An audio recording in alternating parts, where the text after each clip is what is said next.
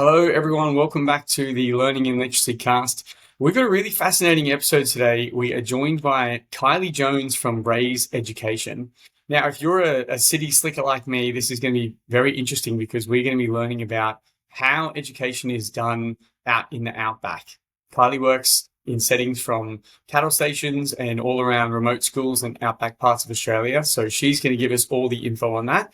And if you are from those areas, you might learn something too, because you're going to find out about the different options that you have for education and how things can be done better. So Kylie, thank you very much for joining us today. Hey, thanks so much for having me, Lachlan. It's great to be here.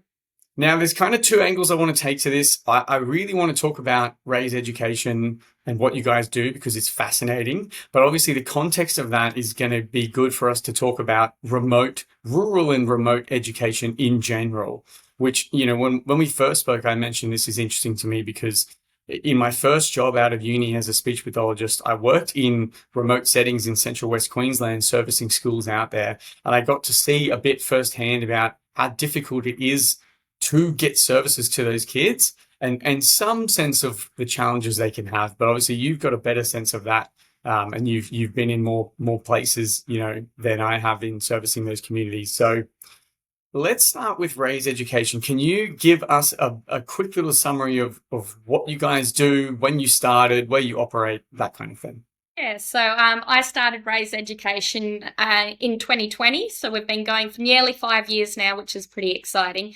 And essentially, I started this, my background's in teaching, and I'd taken a belated gap year after teaching for a few years and moved out to a remote cattle station where for these kids, the most part are doing distance education, and that's delivered generally through School of the Air. But as part of that, you have to have someone supervising the students in a remote classroom. So whether that's a mum giving up her opportunity to work in a full-time position, or often there'll be what's called governesses, which is often thought a bit old-fashioned. But yeah, young girls straight out of year 12 often that go out to supervise these. And these are people that don't have any experience in education generally. So I did that for 2 years and sort of saw there was such a need in these areas that there's just nowhere to turn. If your child's struggling, or even if they're doing really well, other than your lane with school, there's not really many places to turn. And it got me thinking about what could I add to the system. And I think, in the education system, I became quite frustrated. I think it's become a lot of box ticking and red tape, and really takes away from the important things in education. So yeah, I sort of pulled up stumps in mainstream education and started Raise. Mm-hmm. And it sounds like you're doing it in a way that is consistent with a lot of rural and remote services that I've heard of, which is like a very labor intensive way where a lot of it is like in person, going to these sites to teach people and support people. I'm assuming there's an online element as well. But what does that look like for someone in your organization to be, driving around? Tell us about the places you go, the kilometers you cover, that sort of thing. Yeah, it's certainly a lot of time on the road. And I think, we've got to the point where we do deliver the vast majority of our work online now, but I still think it's so important building those face-to-face connections, especially for these families where you might not be seeing other people for weeks, if not months at a time. And that means, no interaction with other kids, other mums, anything like that. So we do really work hard to connect. And, last year, I think it was, I did about 40,000 Ks around the territory to some pretty remote locations, Right. which includes sort of one spot you've got to go through. I think it's about 3 river crossings that have crocodiles in there. And I always have my fingers crossed that the car's not going to bog Yeah. or happens. But yeah, so quite a lot of time on the road to some amazing places, Yeah. and yeah, a little bit of online stuff as well now.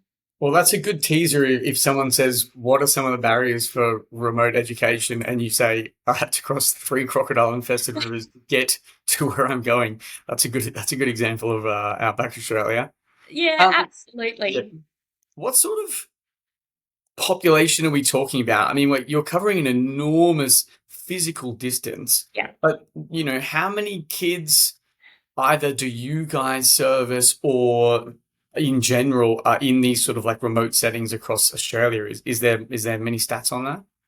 Yeah, it is hard to track down the exact numbers, but in remote areas we're talking, you're probably looking at about 50,000 people across Australia, Wow. kids that are, so it is, and once again, hard to define exactly where those the lines are for those. But yeah, it's not tiny numbers in the scheme of things it is, but it's still big enough numbers. We're working with, over the time, a bit over 100 kids, and we'd love to keep growing that.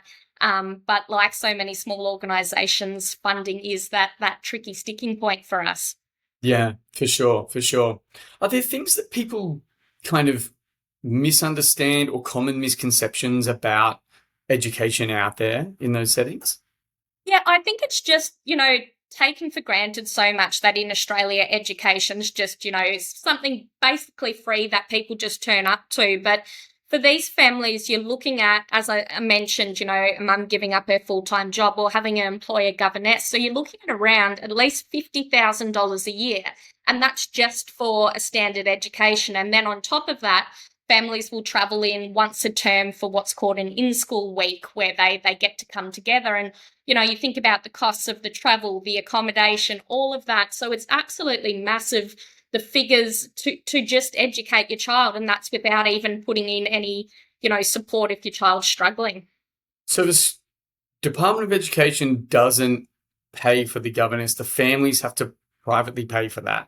Yeah, you're right. They're small, and this is a bit. The Isolated Children's and Parents Association does some incredible work throughout Australia about lobbying for these families, and they're given some subsidies, but it's nowhere near what is needed to cover a wage. So families are generally significantly out of pocket to live in these areas. And it's not as simple as saying as, oh, well, you choose to live out there. These are industries, agriculture, mining, all of those things that are sort of the backbone of Australia. So, Mm. yeah, it really is a challenging time for these families. For sure. And yeah, you're right. I mean, some of the people that I know out in remote towns, their families are like third, fourth generation owners of those properties. They don't want to just pull up stumps and go and do a different business, a different lifestyle just because their kid is school age. I mean, I'm sure it's challenging, but you can understand why they would want to stay there and do what they've been doing in their family for, 100, 200 years. I find that fascinating, though, that with all the rural and remote subsidies and that sort of thing that people can get, that families still have to pay out of pocket for something like a governess. Do you know if that sort of factors in then? I can imagine a lot of families would be like, okay, well, it's 50 grand for a governess and it's X thousands of dollars a year to send my kid to a boarding school. Does that sort of play in for some families? Are they sort of like, oh, I'd rather just unfortunately send my kid off because it's cheaper or something? Yeah, generally happens with these families is when they leave primary school, the vast majority will go off to boarding school. And I think that ties into some of our work that for me, like how difficult that must be to not only leave your family, your home and be, hundreds of kilometers away, but if you've struggled through school to all of a sudden step into something like that and be so far behind your peers, and probably even have seen not necessarily kids that know they've been struggling, but, haven't been because they're in a very small environment, all of a sudden they're not where they thought they were. So I think a large part of our work is to try and get them up to that level so they don't have such a shock when they head off to boarding school. For sure, for sure. So does that mean that a big part of the focus for Raise Education is on kids with additional learning needs, or is it equal parts, a standard educational experience as well? What's the split?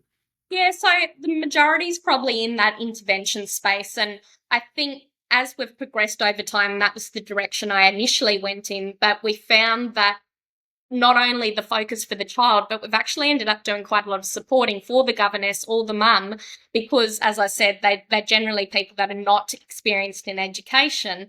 So sometimes we might be working with a family where the child's, doing well, there's no real concerns, but it's giving that support. And I think just sometimes taking away that worry for mums and parents and families in general, because they just not seeing other kids and they just don't know, is my child where it should be? And so it's become that kind of dual role of for the child, for the governess, for the family. And then we have started to do a bit of work in that I guess extension space too, I think you see so often with kids, if they're not getting what they need at their personal level, they really lose that love of learning. And we just want to make sure Mm, kids are reaching that full potential. for sure. That's very interesting. And I want to come back to that soon because I want to really dive into that like learning difficulty space and the options there. But I'm also just while we're on the topic of the, impacts of those fees and the options with boarding school and that sort of thing. Let's just, I guess, flesh out all the options and then talk about the different pros and cons. So you've got the option to, I guess, get a teacher slash governess to come to your own property if you're on a cattle station or something like that. You've got school of distance where you can log in remotely from home to a hub in a rural center or something like that. And you can go to boarding school or I guess travel to if you're close enough to a township that has a school you could travel there. Is that accurate? Yeah. So there is a small percentage of families do that sort of homeschooling. But what you're seeing with the governesses, they're probably more tying in with being in a distance ed provider. I know some private schools are now starting to do a bit more in that space of distance ed within an actual just normal school, which is a bit exciting. And they're trying to get away from having to have such a heavy reliance on governesses and parents. And then there are some places where, relatively speaking, that they could get to a school if they had to. But the difficulty is when you're the life on the land and that so many of these families, when you're out mustering cattle or, doing something like that, how do you, it's not an easy 9 to 5 job where you can be there to pick up the kids, which really Yeah, creates a problem for families. for sure. Especially if it's 90 minutes each way to the nearest town and Yeah. you can't spend 6 hours a day driving to drop the kids off and pick them up. Yeah. It's also interesting when you think about the limitations there because people rightly and obviously think of school as a learning environment, but they often forget that school, like in-person school with other kids, is huge for socialization, meeting people, like early romantic relationships for teenagers, and then like extracurriculars like music and sport and that sort of thing. Do these students just completely miss out on that, or do they have some other way that they can get a taste of those kinds of things? I think families make a real effort to be at those in-school weeks, so they do have, a week every term. But then things like community events, particularly when I was in the territory, things like camp drafting, which is like a horse and cattle event, is really big. So families do try and get to those social occasions for their kids, and it probably is quite a big driving force with that transition into boarding school in the secondary years, because families do want to give them those opportunities of sport, music, all of those things that, they really don't have the opportunity when they're doing Hmm. education. Yeah, for sure. And I can imagine huge benefits there. A lot of kids probably love it being around, other kids their age for a long time, months at a time during the school term. But I can also imagine the trade-off is that you're losing some of that family connection time. For kids that are already a bit anxious, like going away and living somewhere else with a bunch of strangers is probably a pretty intense experience. So I imagine that's very hard. Yeah. In terms of barriers, then let's dive into that a bit. We've sort of talked about the distance, the physical distance part. You've alluded to, I guess, what I might class as like quality of education kind of issues in the sense that people might have staff who don't have lots of teaching experience or much experience in the education system. Um, are there other problems there with that besides just getting, maybe a governess that doesn't have heaps of experience as a teacher or something like that? Are these kids getting the same curriculum experience? Are they getting the same opportunities for assessment and that sort of thing? What does that look like? Yeah, so essentially, distance education, they're still a functioning school following, whatever state's curriculum or Australian curriculum they're using. But I think one of the biggest barriers is the option of choice. Like, where do you, if you're not getting what you want in that sense, there isn't a lot of places to turn other than, this is what you've got, this is your one option. in terms I see often with that assessment, there's always, as you'd know, limitations doing online stuff and how much you don't pick up. And that's why it's been probably so important for me to be on the road and spend some time in the schoolrooms, because you do. It's just little things that you can pick up when you're actually there face to face. That's always going to be a barrier. So I think, as far as online stuff has come along, I think there's always going to be a bit of a loss when you're having to do everything via distance. Yeah, for sure. What about real nitty-gritty logistics things like getting stationary and getting a reliable internet connection and that sort of thing? What sort of difficulties are there? Well, I know families would be saying regularly about the internet is such a barrier, and it has been for a number of years that, yes, it's up and running and doing a lot better these days, but still I know the amount of times when a storm's come over or something like that and you're like, oh, sorry, internet's going to be out today, or, really glitchy stuff, which makes it really challenging, and it must be so frustrating for kids when they're sitting there trying to follow along with the teacher and getting every third word. I think as well, all the stationery and that often comes down to families just having to equip their own schoolroom and have whatever resources they're sort of expected to have them there. I know our early learning program we deliver in the 2 to 5 space, we send out learning kits for each term, and that's a big logistical planning thing, because for a lot of these places, they're still getting mail planes, so they're coming into dirt airstrips generally, and that might be once a week, and say that there's been a bit of rain or there's too much mail on the plane, it can mean that your mail's not coming in that week, and that can be 1 week, 2 weeks, 3 weeks, so really having to get things out early so that families have it, because as we know, mail can be slow at the best of times, and when you're talking about these really remote locations, it's a once a week thing if you're lucky. So that can really throw a spanner in the works. And I think a real strength of remote families is that flexibility and being able to adapt and find another way to do something. For sure. What kind of things are in those kits? What are you sending out to those families in the early education kits? Yeah, so every week we sort of base that on a particular picture book, and that's kind of our focus around it. And we have an online play group with that. And what we've found has been so effective, having that physical book for these young kids, because being able to, when you're between the ages of 2 to 5, to engage in watching a screen, you don't see a lot, but they really seem to follow along when they've got their own book there and they can look at their own bits and pieces. And then every week we try to keep it pretty simple, because obviously cost of postage and all of that, but we'll often have a little resource or a little toy that goes along with whatever those activities we've put in for the week. But we think really carefully about what we send out, because you've got to remember, for a lot of these places, we're talking 2, 3, 4, 5 hours away from any sort of shop. So if we ask them to do something, it's not as simple as, oh yeah, just grab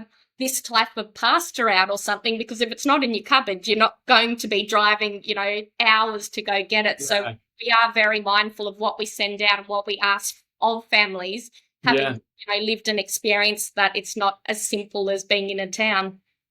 Is that a common problem that you're aware of then, when families do link in? And again, I want to come back to this in talking about support options that are available, but obviously families can link into city-based clinics, like ours and Bush Kids and stuff like that, where they can get extra support. But ultimately, you have people that are in the city, and if they've always lived in the city, they don't even understand those things. Does that happen where you can have, issues where the clinician or the teacher in the school of distance setting is sort of like, okay, today's lesson plan is X, get your pasta out, and they're like, we just don't have that? Does that sort of thing actually happen a lot with people not understanding what it's like? Yeah, it actually does happen quite regularly, which, is crazy. But things like, even like so many, early learning activities revolve around food, and you might be, playing with food and that. And in these locations, because you might do a monthly shop or something like that. So food isn't that easy to, be wasting on things. And I know families have sort of raised concerns in the past about the school wanted us to use X, Y, and Z. And if we go and use that, even as simple as like fresh fruit and that, when you're living out in the middle of nowhere, you're not having fresh fruit for that huge a time. So Yeah. everything's a bit precious. So yeah, Yeah. it certainly can be challenging. And I think it's just, and often I forget after a number of years out there that it just becomes common practice, but that many people just have never experienced what it is to be in these places. So they don't even think about these barriers. For sure. And it's interesting as well because even those lifestyle differences, they seem relatively small, but they do actually influence, obviously, students' academic experience, but even things that are small, like reading comprehension tasks, for example. A lot of those resources are nationwide, like the PM reader system and that sort of thing, which is used in schools all across the country. But when they standardize the answers or the questions for those kinds of things, again, the person that writes it is not thinking about the different ways and cultural differences of people around the country. So they don't realize that the answers can be different. And I actually, do remember something I related to shopping that I had with a student when I was working in Longreach. And we were actually talking about grocery shopping. And because I, of course, had just got out there from living in Brisbane my entire life. So I was very city mindset. And we were talking about problem solving in this book situation. And in my mind, I was like, why doesn't this student think of this answer about just, popping to the shop again in a couple of days? And of course, I quickly learned after being out there for a couple of weeks that a lot of families, they do their monthly shop. They go in, they get an entire trolley full of bread and frozen meat and then take it back and put it in the freezer. And something as simple as that, on the surface, I was initially like, this kid's having a bit of trouble with, problem solving, but they're not actually. They're just like, in this world, that's not a thing. You can't go to Woolies 3 times a week because it's 90 minutes from home. So so many books and that revolve around, school and school problems and things. And even that is a foreign concept for them. They're not going out in the playground, every day or having necessarily like those social problems and that you see that are often discussed in books as a learning tool. So the amount of times in my lessons that we do have to stop and break down like, oh, well, here they're talking about this is what kids in the city will do or things like that. So it is really little things that you just don't consider until you sort of get into it. For sure. And even, for the kids out there that are actually attending a physical school can still be very different. I mean, a student that I was working with in remote New South Wales, he was having a lot of trouble making friends. And we were sort of just talking through, can you just go and start, trying to talk to some other people? And he was like, there's 14 kids at my school and I'm one of them. And that's a, grade 1 to 7. So I was like, okay, your options are actually extremely limited as to who you can talk to and be friends with, which is completely different. If you attend a mainstream school in, Brisbane, you might have 1,000 kids in a grade 1 to 7 school, let alone if you're in a P to 12 school. So yeah, those are some things that I think people probably don't even think about. It wouldn't even occur to them how different it can be. And even the social things I've seen quite a lot. And because these kids generally, when they come together, they're so excited to see other kids and play in that. And I've seen, from preps down up to like year 6s all happily playing together. And I see quite a lot of difficulty in that social space of, when you do get into boarding school or into a mainstream setting, they're not experienced with, some of those school ground politics and things like that happen and such a difficult time going like, well, why are they, just basic things that happen sadly in a lot of schools that can take a lot of adjusting. And like I said, throwing that on top of going to boarding school and being in a new place. So it really is a lot to take on for these kids. Sure. And again, underestimated as to how much of socializing is also a learnt experience. Like you have to be in it all the time to learn all those unspoken rules. Group conversation is different from one-on-one conversation. And also the social experience for students is obviously very much driven by their interests, but your interests are very different can be very different if you live on a cattle station you're probably not playing Minecraft and doing, under six soccer every Saturday. A student I had, his family spends a lot of time going between Mount Isa and Brisbane based on the two different family spots they have there. And he said to me, he was like, if you're not interested in dirt biking, pigging, or horse riding, there's nothing that you can really talk to the other high school boys about. That's what they like out there. And I don't know, for myself, I've never been a teenage boy living in Mount Isa, so I don't know how accurate that is, but I was like, that makes a lot of sense. And if you just don't happen to be interested in those things, you're going to struggle. And likewise, if those are the things you've been doing and you come to Brisbane or you go to Toowoomba or something like that, a lot of those kids probably haven't done those. So it's going to be hard to connect. Yeah, which we see again particularly in writing so often, and teachers are asking people like write about something a bit different than, pigging or something. But for these kids, they're not really exposed to a lot outside of that. So, we sort of expect so much of them and put our own context when we've grown up, if it is in a bigger area, and it really is a different world out there. Yeah, for sure. So talk to me more then about how do you guys help these families specifically? I mean, you've talked about your in-person visits. You've talked about those excellent learning packages that you're sending for the early years students. Maybe let's start with the general framework of what you're trying to achieve, what the objectives are, and then we'll talk about how you go about practically implementing them. Yeah, so my goal is sort of I'd love to work with kids till about their end of year 2 to build those foundational skills in literacy and numeracy to be able to thrive from there.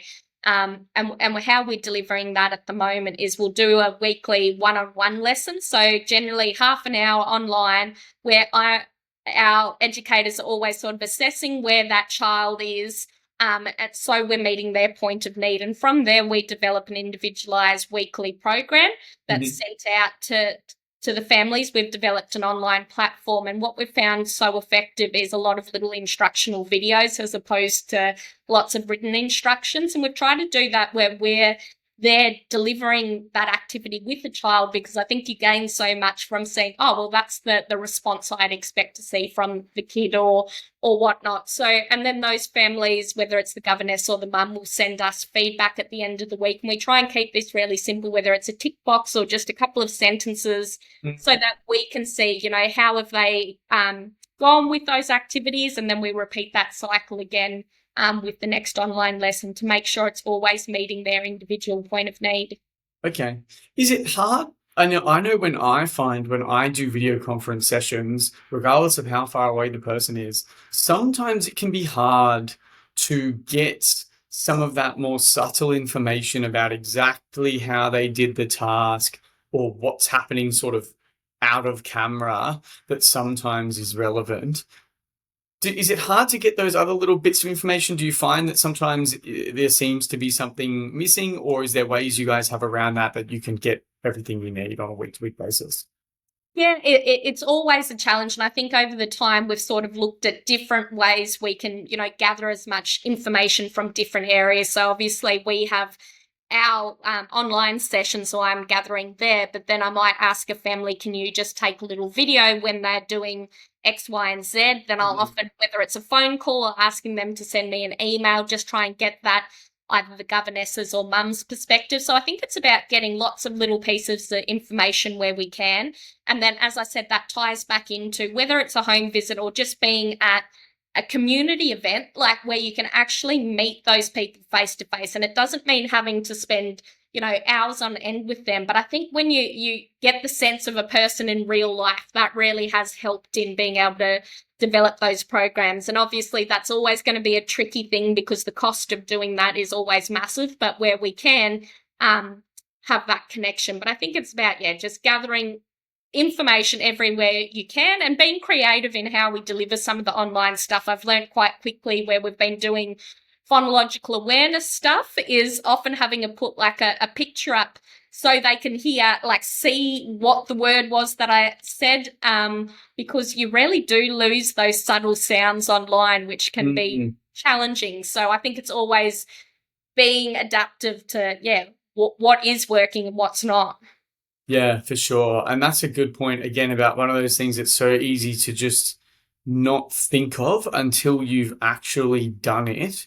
But yeah, from a practical perspective, if you're trying to do a phonological awareness task or a spelling task, computers do not pick up audio the same way as an in-person experience. And some of those soft sounds, like an S sound or an F sound or a TH, which are very, very soft, sometimes don't even register on the computer's mic, let alone adequately out the other end where the student is.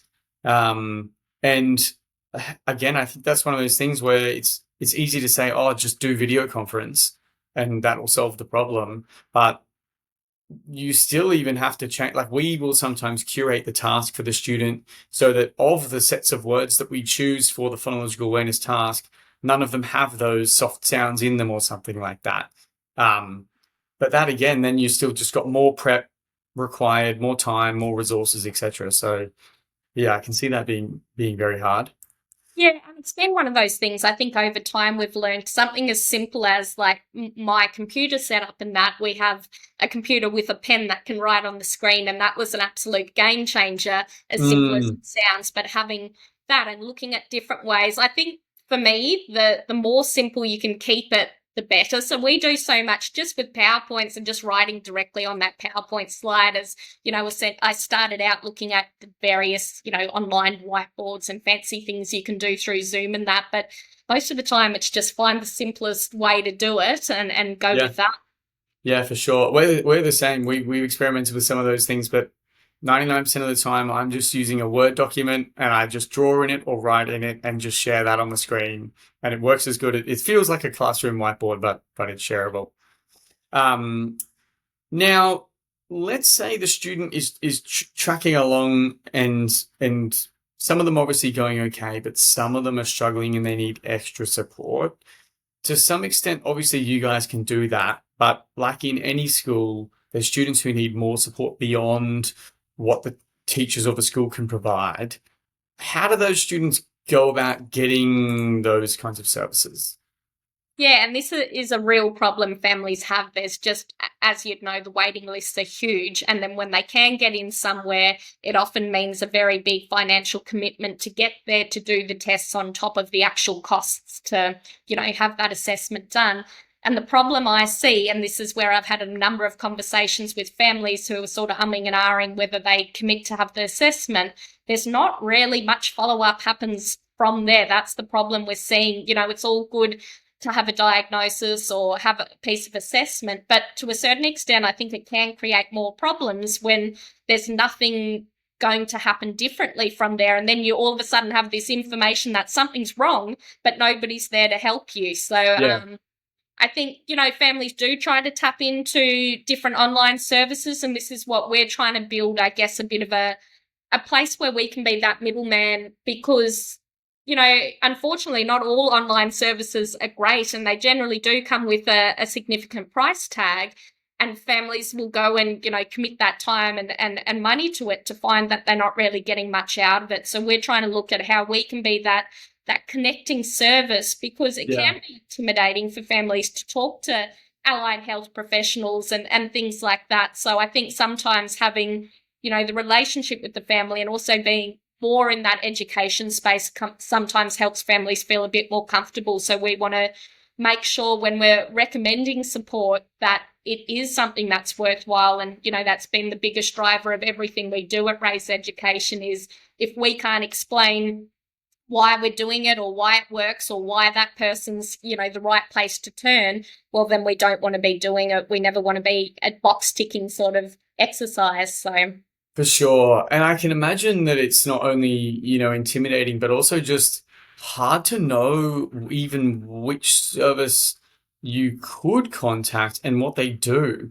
I mean, if you live in a really, really, really remote area and there's only services for what you need, say, for example, in major cities, even just Googling that is going to bring up a lot of options, but it's so hard if it's a city that you've never been to or you don't know to have a sense of what might be good or where to look in that city for those things, let alone if they even come up. I mean, a lot of services obviously advertise on Google and Facebook, etc., but what people probably also don't know is that businesses have to select where their ads appear.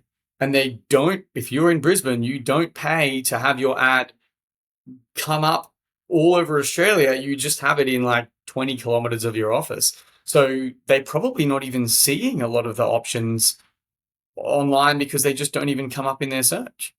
Yeah, definitely. And I think as well as that is, as you touched on, they just don't know what they should be getting. Often if you're at a mainstream school, a teacher might flag and say, maybe you need to see a speech or an OT.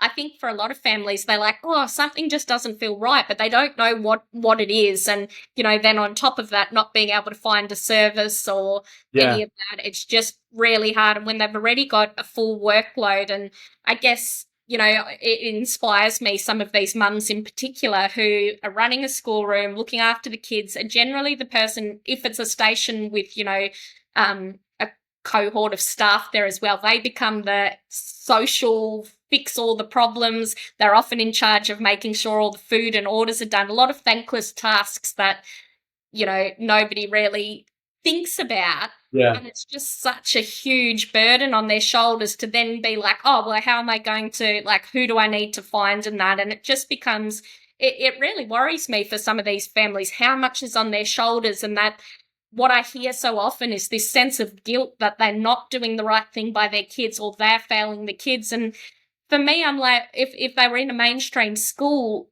that feeling isn't on your shoulders so much. You're sending your kids off every day and you hope that things are going well, but they're really there in the thick of things. And I Yeah. think, yeah, it's just such a burden on them, and it's just one more thing that they have to try and find or whatnot. So I think the Yeah. more we can create and work together as services where, it shouldn't be this thing where we're all working separately. The more we can tie in and support each other and make the most of those things will help and benefit families. Yeah, absolutely. Well, look, something I would say to those families if they're feeling like they're in that position, I mean, one is that they're probably going to much greater lengths than a lot of city families are just by necessity. They're already putting in a lot of work. But also, I think it's probably easy to if you feel very isolated. I mean, if you physically are isolated, it would be easy to feel like everyone in the city is getting a different experience. But something that we see, obviously working with families, but also just monitoring, online community groups for parents and educational needs and that sort of thing. Parents in the cities are having a lot of the same issues. They don't know what services they need. They get told they need to see someone like a speechy, like us, for example, but they're like, my kid doesn't have a lisp or a stutter. Why do I need to see a speechy?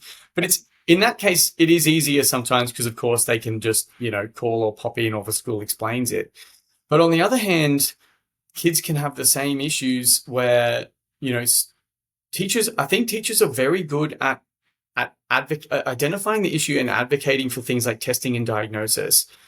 But parents will do that. And then, as you're saying, they get to this point where they're like, okay, my kid got diagnosed, but like, now what do we do? Or what difference does that actually make?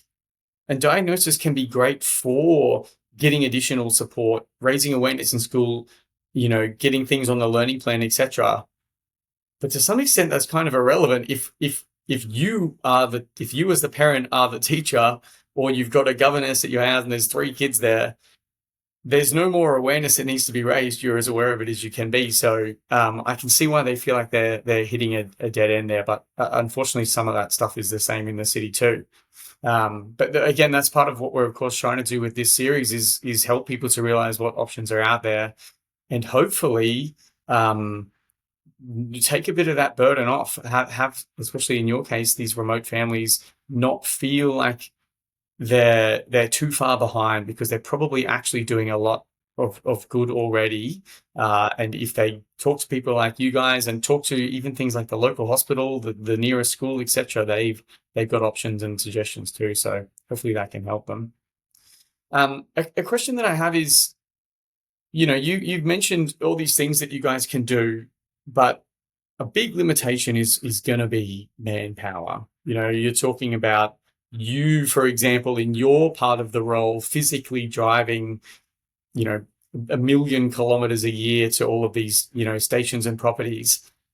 You're one person can only do so much. And even if it is video conference, there's only so many hours in the day.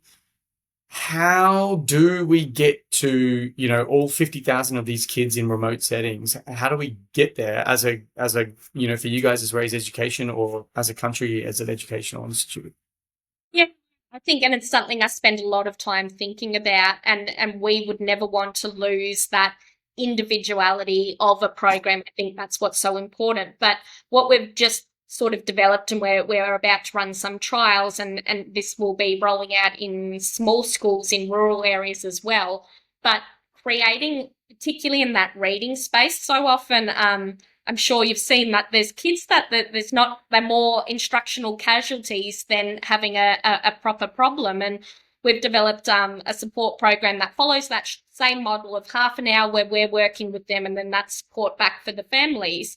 And we've also been tying in with support staff in schools who often kind of go by the wayside, and there's not always time to upskill and support them.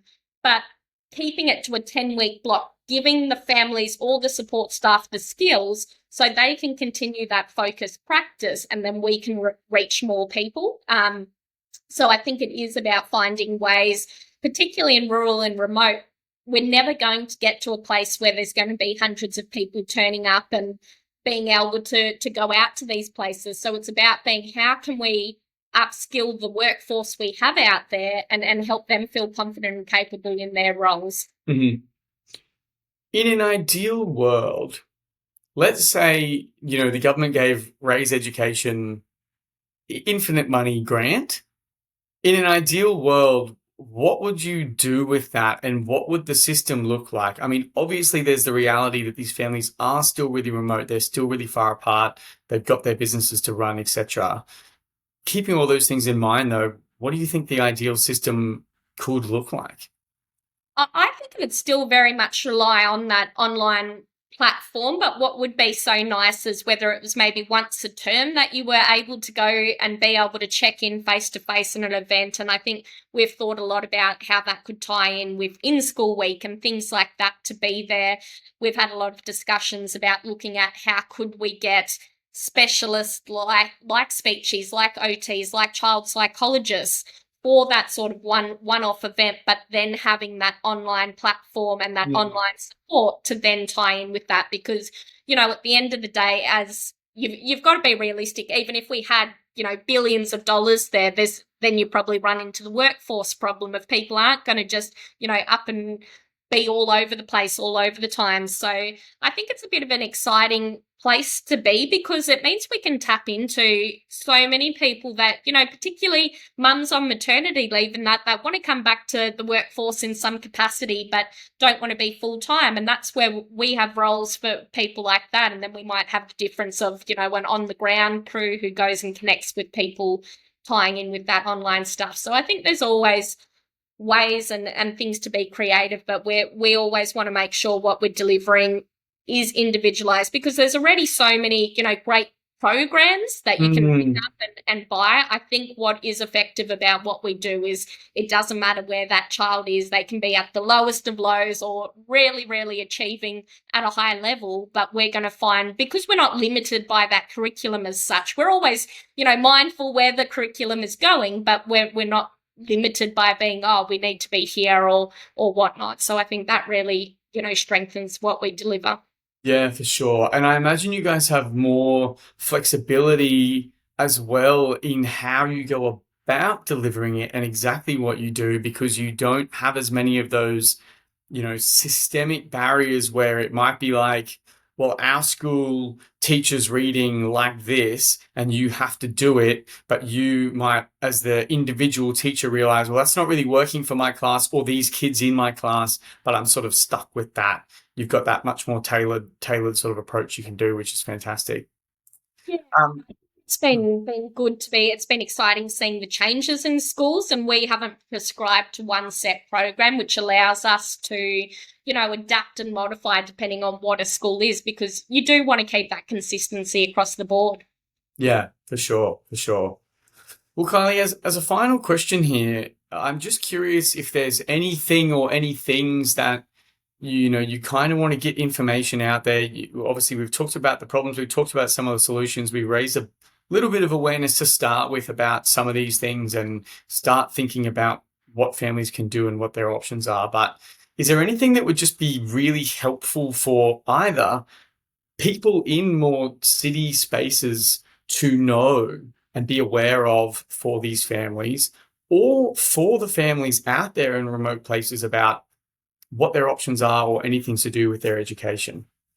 Yeah, I think the thing that really sort of hits home to me and is a scary thing to see is when we see these NAPLAN statistics come out, and it's just an app like consistently in literacy, numeracy. If you're in a city, here's your results. And then as you just move further from the city, and we're not talking a couple of percent, we're talking like massive, massive disparity between these areas. I think I read in the 2024 one, we're looking at around 70% of kids in cities are reaching that exceeding or at that high level in literacy. And we're looking at about 30% in remote areas, which is just absolutely crazy, those numbers. So I think there really needs to be something done to support families, and it really shouldn't be a matter that your education is determined by a postcode. And we have so many discussions about why aren't people in rural and remote areas going on to university, and is it a funding thing?